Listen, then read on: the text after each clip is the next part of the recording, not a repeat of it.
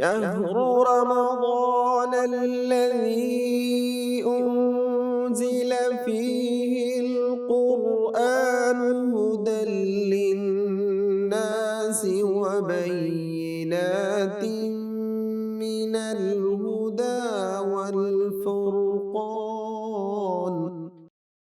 منافق کی نشانیوں میں سے جو 4 نشانیاں ہیں، منافق کی نشانیاں 4 ہیں، کیا ہیں؟ اذا حدث کذب، بات کرتا ہے تو جھوٹ بولتا ہے، اذا وعد اخلف، وعدہ کرتا ہے وعدہ خلافی کیا کرتا ہے، اذا اؤتمن خان، جب امانت دیا جاتا ہے تو خیانت کرتا ہے، واذا خاصم فجر، جب لڑتا ہے تو پھٹ پڑتا ہے۔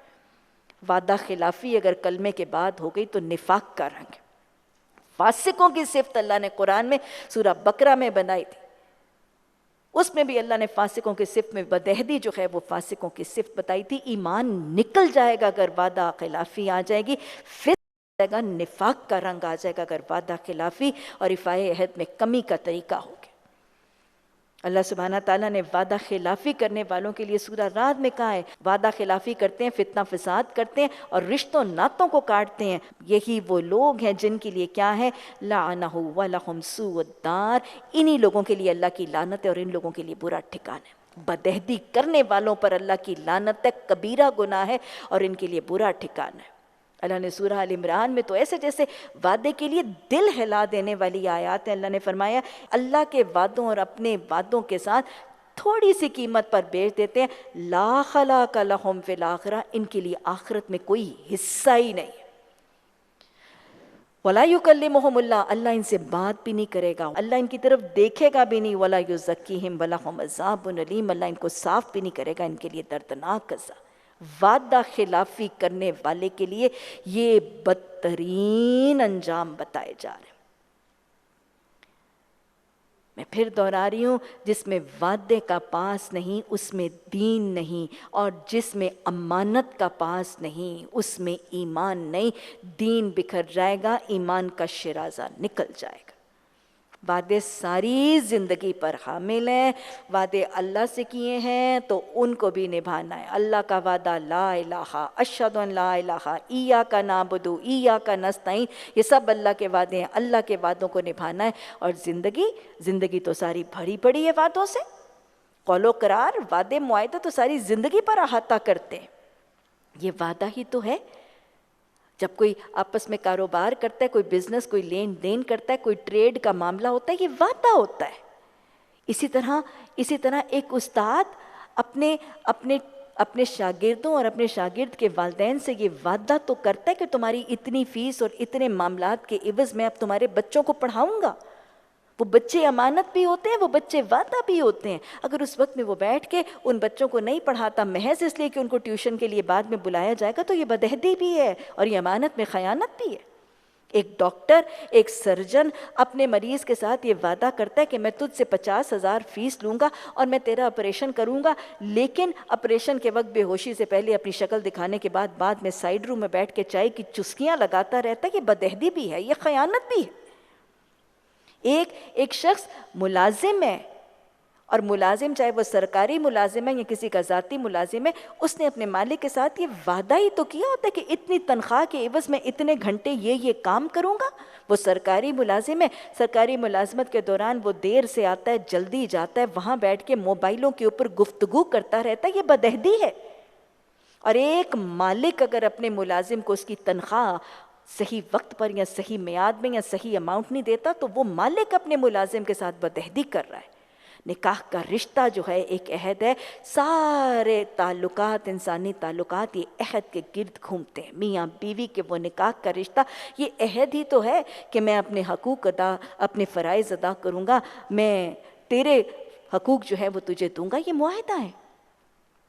اور پھر وہ بچے کی رخصتی، جب بیٹی کی رخصتی ہو رہی ہوتی ہے تو وہ سمدھن، وہ بچی کی ساس اپنی سمدن کے کندھے پہ، روتی ہوئی دلہن کی ماں کے کندھے پہ جب ہاتھ رکھ کے کہتی ہے بہن فکر نہ کر، میں اسے اپنی بیٹی بنا کے رکھوں گی، تو وہ کیا کر رہی ہوتی ہے؟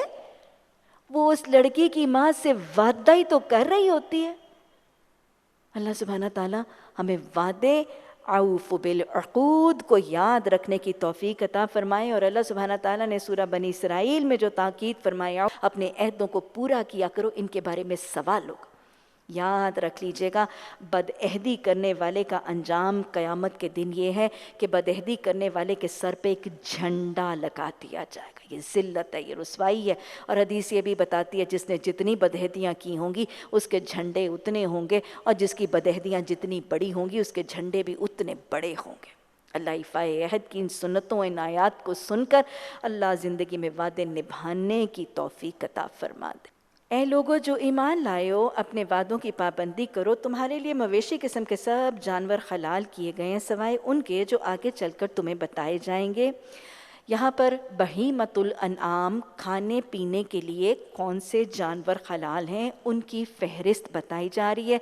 इससे मुराद मवेशी जानवर, घास फूस खाने वाले सारे जानवर, इनको खाना जायज़। हर्बीवोरस एनिमल्स, जो जानवर खाते हैं, जो घास फूस खाते हैं, मसलन बकरी बकरा गाय भैंस वगैरह, ये खाने जायज़ हैं। इसी तरह परिंदों में से दाना दुनका खाने वाले परिंदे सारे के सारे, ये चिड़िया मुर्गाबी मुर्ग मोर, ये सारे जो दाना दुनका खाने वाले परिंदे हैं ये हलाल हैं।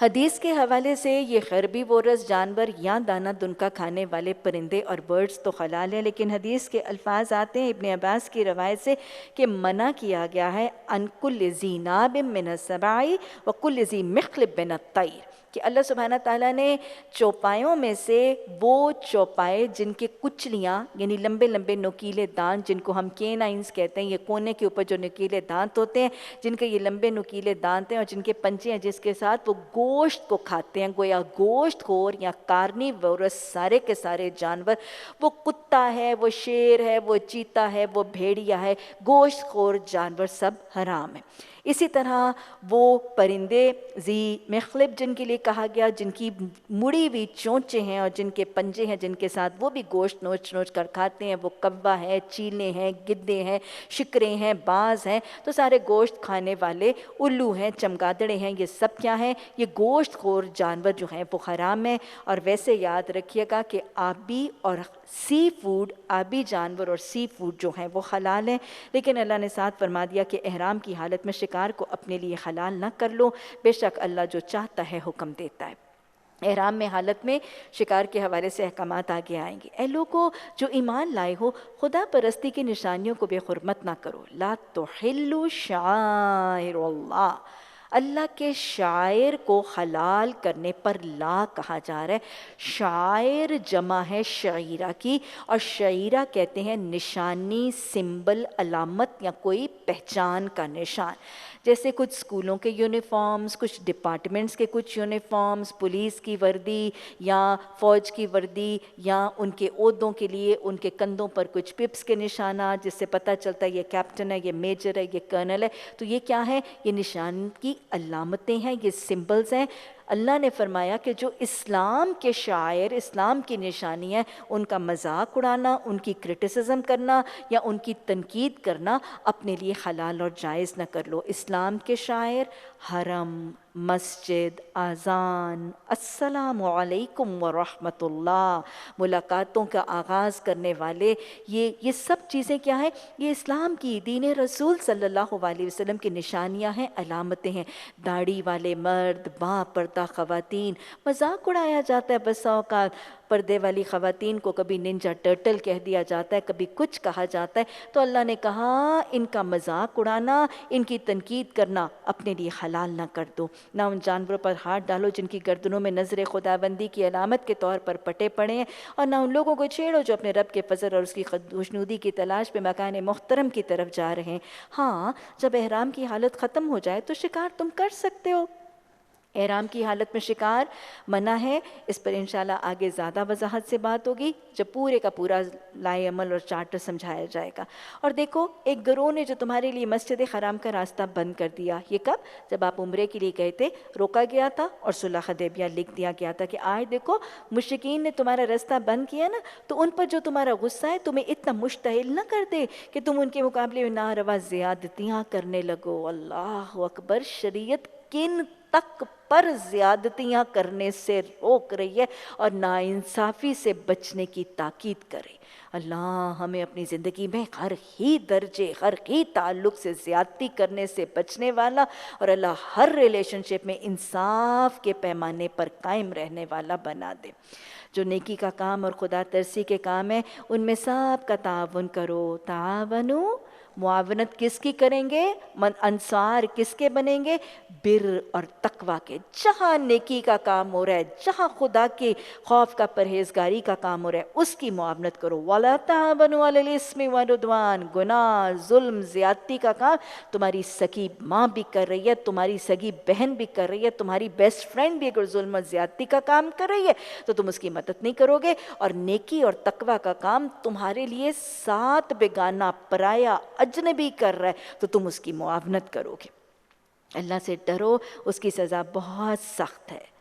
हुर्रिमत अलैकुम, हुर्रिमत अलैकुमुल मैततु वद्दमु वलहमुल खिंज़ीरु वमा उहिल्ला लिग़ैरिल्लाहि बिही, हराम कर दिया गया है तुम पर। हुर्रिमत, मुकम्मल तरीके से, लाजिम तरीके से, बारीकी से और बड़ी प्रिसीजन से तुम पर टोटली हराम कर दिया गया है। यहाँ पर अब आगे जानवरों की कुछ कैफियत का तज़किरा किया जाएगा। पीछे बताया गया कि तुम कौन से मवेशी, कौन से जानवर, कौन से परिंदे खा सकते हो। अब समझाया जा रहा है कि ये मवेशी जानवर भी तुम जैसे जब जहाँ मिलेंगे वैसे नहीं खा सकते हो। इन मवेशियों, इन परिंदों को भी खाने का अदब, सलीका, लिमिटेशन और चार्टर होगा। उस कैटेगरी में से किसको तुम्हारे लिए हराम कर दिया गया है? मुर्दार। मुर्दार किसको कहते हैं? मुर्दार उस जानवर, उस परिंदे को कहते हैं जो मिला ही इस हालत में हो कि वो मरा हुआ हो। मरी हुई हालत में, मुर्दा हालत में पाया जाने वाला जानवर या परिंदा हलाल और जायज़ नहीं है। थोड़ी सी अक्ल और समझ रखने वाला शख्स इस हुक्म की हिकमत को समझ सकता है। वो मुर्दार जानवर, परिंदा पता नहीं कोई जहर खा के मरा, किस बीमारी से मरा, किस इन्फेक्शन से मरा, उसको खाने का नुकसान। और वैसे भी मुर्दार मरे हुए जानवर का जिस्म एक फ़ौरन गंदगी, कसाफत और वो डिके कर जाता है, गल सड़ जाता है, रॉट करता है, वो खुद बीमारी का ज़रिया बनेगा। तो लिहाजा मुर्दार को खाने से मना कर दिया गया। तुम्हारे लिए सेहत और वैसे मामलात के लिए बेहतर नहीं, और वैसे भी मुर्दार का खून उसके जिस्म के अंदर ही रुका होगा। मुर्दार, हदीस से पता चलता है दो मुर्दार हलाल और जायज़ हैं। ये कौन से हैं? आबी जानवर, क्योंकि मछली जो ही पानी से निकलती है, ज़िबा करने का तसव्वुर मुमकिन नहीं है। जल बग़ैर पानी मछली रहती नहीं है, निकल के तड़प के मर जाती है। मछली, आबी जानवर और टिड्डी। ये टिड्डी वो कीड़ा नहीं है जैसे बस औकात हम टिड्डी समझते हैं। ये टिड्डी छोटे छोटे परिंदे हैं। ये छोटे छोटे परिंदों की शक्ल में सहराओं वगैरह में बड़े बड़े जालों की शक्ल में उनको पकड़ा जाता है। इंतहाई छोटे और इंतहाई नाजुक होते हैं। जो ही वो एक गौल का गौल उस जाल में फंसता है तो सफोकेट होके सांस बंद होने की वजह से वो फ़ौरन ही मर जाते हैं। उनको ज़िबा करना मुमकिन ही नहीं होता, और इतने छोटे और इतने ज़्यादा होते हैं कि ह्यूमनली इम्पॉसिबल है कि इतने सारों को अलग अलग से ज़िबा किया जाए। तो टिड्डी और आबी जानवर ये दो मुर्दार हैं जो हलाल हैं। दूसरी चीज़ वद्दमु, खून। खून हराम किया गया, वो खून जो जानवर के जिस्म के अंदर ही ठहरा रह जाए और उसको ज़बा के ज़रिए निकाला ना जाए, ये वो खून है जो हराम है। खून की हुर्मत की भी मुख्तलिफ वजूहात अगर मेडिकली हम देखें तो खून ये वो मीडियम है, वो चीज़ है जिसके ऊपर जरासीम, बैक्टीरिया बहुत जल्दी ग्रो करते हैं, इन्फेक्शन का ज़रिया भी बन सकता है। और आज हमें मेडिकल साइंसेज़ और हमारी साइंटिफिक टेक्नोलॉजीज़ ये बताती हैं कि खून अगर खाने के गोश्त के अंदर खून हो तो ये बहुत सी फूड एलर्जी, बहुत सी सांस के नालियों की एलर्जीज़, बहुत सी स्किन की एलर्जीज़ और एक्जिमास वगैरह का ज़रिया बनता है। और वैसे हदीस में ये बात ये भी याद रखिएगा कि ये वो खून है जो गोश्त के अंदर ही ज़िबा किए हुए जानवर के बग़ैर रह जाता है। यहाँ आगे चढ़कर हम पढ़ेंगे दमम मस्फूहा, बहता हुआ खून। بہتا ہوا خون، کیونکہ مشرکین مکہ جو بہت ہی اجڑ اور گوار سے تھے، ان کے طریقے بھی ایسے ہی کروڈ تھے. یہ کبھی سفر کرتے تھے اور کھانا پینا ختم ہو جاتا تو بھوک پیاس میں یہ کیا کرتے تھے، یہ اپنے جانوروں کو سائڈ پہ کوئی چھرا وغیرہ گھوم کے پیالے میں خون جمع کر کے پی جاتے تھے بھوک پیاس مٹانے کے لیے. اور یہاں اپنی ہنڈیا وغیرہ کا رنگ ذرا خوبصورت بنانے کے لیے آپ تو شاید دیگی مرچیں ڈالتے ہیں نا، وہ جانوروں کا خون ڈالتے تھے اس کو ہنڈیا کو ذرا اچھی رنگین کرنے کے لیے. تو دمم مسفوحا، بہتا ہوا خون حرام ہے. خدا را اس سے وہ خون جو گوشت وغیرہ کے ساتھ ہمارے گھروں میں آتا ہے، اس سے وہ خون مراد نہیں ہے. یہ خون کے حوالے سے یہ یاد رکھیے گا کہ حدیث کے الفاظ موجود ہیں کہ 2 خون حلال ہے. یہ کون سا ہے؟ کلیجی اور تلی. کیونکہ کلیجی اور تلی بنیادی طور پر کیا ہے، ساری کی ساری خونی پہ تو مشتمل ہے، خونی کا تو کلاٹ ہے. کلیجی اور تلی جو ہے وہ حلال ہے. اس کے علاوہ اگلی چیز جو حرام ہے وہ کون سی ہے جی؟ خنزیر کا گوشت. خنزیر وہ جانور ہے جس کی خصلتیں بری، اس کی عادتیں بری خصلت کے جانور کا گوشت کھاؤ کہ اس کی تاثیر بری خصلتوں کی شکل میں نظر آئے گی. یہ وہ جانور ہے جو انتہائی گندا ہے، اپنے فضلات کھا کے پالا جاتا ہے. وہ جانور ہے جو انتہائی خریس اور لالچی ہے. اس کی مادہ اپنے بچوں کو کھا جاتی ہے بھوک کی حالت میں. اور یہ وہ جانور ہے جو انتہائی بے حیا ہے. کوئی جانور ہم جنسی کرتا ہوا نظر نہیں آتا. یہ واحد جانور ہے اللہ کی ساری مخلوق میں سے جس کے اندر ہم جنسی کی بے حیائی کا عمل نظر آتا ہے. جو قومیں اس کو کھاتی ہیں ان کے اندر گندگی کی عادتیں بھی ہیں، ان کے اندر قسافتیں بھی ہیں، ان کے اندر لالچ ہوس بھی نظر آتی ہے، اور ہم جنسی اور بے حیائی کا تصور بھی اس کے اندر عام ہے.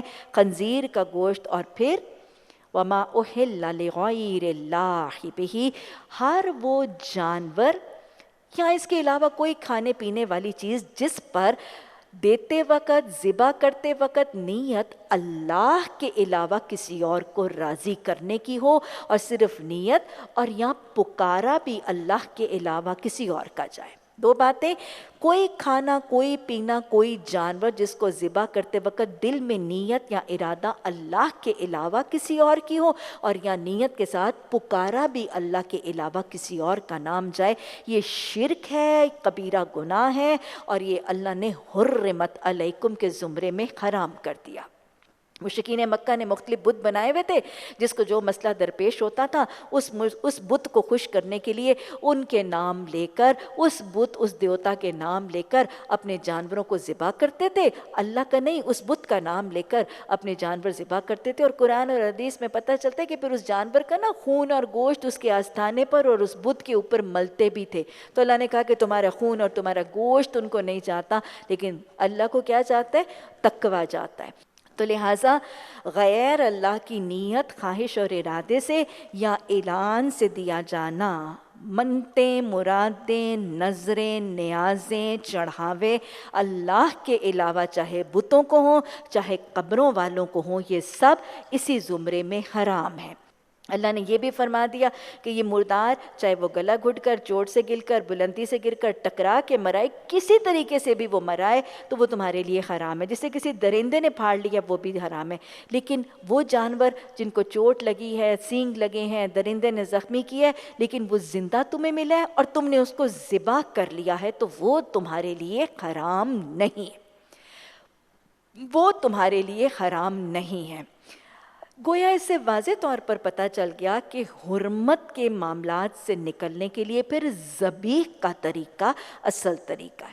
ذبیح کا طریقہ وہ ہے جو جانور کو مردار بھی نہیں رہنے دیتا، وہ مردار کی کیٹیگری، خون کی کیٹیگری، اور اللہ کے علاوہ کسی اور کا نام پکارے جانے کی جو کیٹیگری ہے، وہ سب کی نفی ذبیح کے طریقے سے ہو جاتی. اسلام میں ذبیح کا طریقہ سنت اور حدیث کے ذریعے وضع کیا گیا. اونٹوں کی جانور کی قربانی کا طریقہ نحر، لیکن عام جانوروں کی قربانی کا طریقہ حدیث کے ذریعے جو بتایا گیا ہے، جانور کو لٹایا جاتا ہے، اس کو زیر کیا جاتا ہے، تیز دھار کے آلے سے، ہڈی اور پتھر نہیں، دوسرے جانور کے سامنے ذبح کرنے سے آپ نے منع فرمایا. ذبیح کا طریقہ کیا ہے کہ اس جانور کی گردن کا آدھا حصہ، نصف سائیڈ پر اس کو کاٹا جاتا ہے اور کاٹے جانے سے ایفیکٹ کیا کریٹ ہوتا ہے کہ اس کی جب آدھی گردن جڑی اور آدھی کٹی ہے تو اس کے ساتھ اس کی ایک شہرگ وہ بڑی رگ ہے جس سے دل کے ذریعے دماغ تک خون جاتا ہے، برین کو سرکولیشن پرووائڈ کرنے والی رگ، اس کی ایک شہرگ کٹ جاتی ہے اور ایک شہرگ ثابت رہتی ہے۔ ثابت شہرگ سے چونکہ دماغ کو خون جاتا رہتا ہے اس لیے وہ جانور زندہ ہے۔ کٹنے کی وجہ سے شدید درد کی تکلیف کی وجہ سے وہ جانور پھڑ پھڑاتا ہے، اس کے سارے جسم کے مسلز اور پٹھے جب سکڑتے اور کھلتے ہیں اس پھڑ پھڑانے کی وجہ سے تو وہ مسل پمپ کی وجہ سے اس کا سارا دل بہت تیزی سے دل کی طرف اس کا خون آتا ہے، خون کی حرکت کی وجہ سے پھر وہ خون اس شہرگ سے دماغ تک جاتا رہتا ہے، دماغ زندہ رہتا ہے، جانور ابھی زندہ ہے، حرکت کی وجہ سے آہستہ آہستہ سارا خون دوسری شہرگ سے نکل جاتا ہے، سارے جسم کا خون نچڑ جاتا ہے، پٹھوں سے خون نکل جاتا ہے، جسم سے خون خالی ہو جاتا ہے، دموں کی ریکوائرمنٹ پوری ہوتی ہے اور خون کے نچڑنے کی وجہ سے وہ جانور آخر ہلاک ہو کے مر کے نہ مردار رہتا ہے نہ اس میں خون رہتا ہے اور تکبیر پکاری جاتی ہے ذبح کرنے کے وقت۔ تو گویا یہ ساری حرمت علیکم کی ریکوائرمنٹس جو ہیں وہ ذبیح کے ذریعے مکمل ہوتی ہیں۔ اسلام میں ذبیح کے علاوہ اور کسی طرح سے گوشت کھانے کا تصور جانور کے حوالے سے جائز نہیں ہے۔ آج مختلف طریقے مثلا جیسے جھٹکا ہے، بجلی سے لگا کے شوک لگا کے مارنے کے طریقے، گولی سے جانوروں کو مارنے کے طریقے، اور کچھ لوگ کہتے ہیں کہ اس پر بسم اللہ پڑھ کے کھا لی جائے، کوئی تصور موجود نہیں ہے، نہ کسی فتوے کی ضرورت ہے۔ قرآن کا واضح حکم آنے کے بعد فتاویٰ کو طلب کرنے کا تصور مومنین کا طریقہ ہی یہ جانوروں کو ذبح کرنے کا وہ طریقہ جس میں بس اوقات وہ ہمارے دشمن بہت ہی تنقید کرتے ہیں کہ مسلمانوں کو ذبح کا طریقہ، ان کی تو ساری چیزیں وحشیانہ، یہ جانوروں کو بھی جب مارتے ہیں تو وحشیانہ طریقے سے تڑپتے ہوئے چھوڑتے ہیں، پھر خود بیٹھ کے ان جانوروں کے تڑپنے کا تماشا دیکھتے ہیں۔ یہ مسلمان تو ہیں ہی سیڈسٹ، ایسا معاملہ نہیں ہے۔ وہ خالق ہے، اس کو اس جانور کی بھی ضرورتوں کا اور اس کی ریکوائرمنٹس کا پتہ ہے اور انسان کی ریکوائرمنٹس کا بھی پتہ ہے، اس لیے اس علیم نے حدیث کے ذریعے بہترین طریقہ وضع کیا۔ اور میں کئی دفعہ شیئر بھی کرتی ہوں، ایک جرمن سائنٹسٹ پروفیسر شولٹس نے ریسرچ کی تھی ہمارے ذبیح کے طریقے کے خلاف ثابت کرنے کے لیے، مکروا ومکر اللہ، اس کی چال اسی پر الٹ گئی۔ اس نے بہت سی بکریاں لی اور ان بکریوں کے اوپر اس نے دل کی ریکارڈنگ کرنے کے لیے اور برین کی ریکارڈنگ کرنے کے لیے وہ کچھ آلے وغیرہ لگائے، ای سی جی بھی ریکارڈ ہو رہی تھی اور برین کی ای ای جی بھی ریکارڈ ہو رہی تھی، اور پھر اس نے ان بکریوں کی 10 کے گروپس کو مختلف طریقے سے مارا، کسی کو گولی سے، کسی کو گلا کاٹ کے، کسی کو سٹیب کر کے اور کسی کو ذبیح کے ذریعے۔ برین اور کارڈیک ریکارڈنگز اور ہارٹ کی ریکارڈنگز، اس کے دل اور دماغ کی ریکارڈنگز نے اس کو یہ دکھا دیا کہ سب سے کم دورانیہ تکلیف کا اور سب سے تھوڑی تکلیف ان ساری بکریوں میں سے کس کو ہوئی جن کو ذبیح کے ذریعے مارا گیا تھا۔ ان کا خون بھی نکل گیا، ان کو ایک دم سے تکلیف اور درد ہوئی، اس کے بعد ان کی تکلیف اور درد کا دورانیہ سب سے کم تھا، ان کی حرکت کی وجہ سے خون بھی نکل گیا اور ان کو اذیت بھی باقی سب سے کم ہوئی۔ وہ خالق، دونوں کا خالق، وہ مالک رب، دونوں کا مالک، دونوں کے لیے وہ طریقے بتا گیا جو اس کی مخلوق کے لیے بہتر ہے۔ اللہ ہمیں حکمت سمجھنے کی توفیق عطا فرما۔ ان حکمتوں کو سمجھنے کا مقصد یہ نہیں ہے کہ ہمیں شک کہ اللہ کے احکامات کی حکمت میں، ان کو سمجھا یا سمجھایا صرف اس لیے جاتا ہے تاکہ وہ جو اس کی حکمت کو نہیں سمجھتے ہیں، اس پر تنقید کرتے ہیں، ان کو لاجواب کرنا ہمارے لیے دلیل کے ذریعے زیادہ آسان ہو جائے۔ شهر رمضان الذي أنزل فيه القرآن هدى للناس وبينات من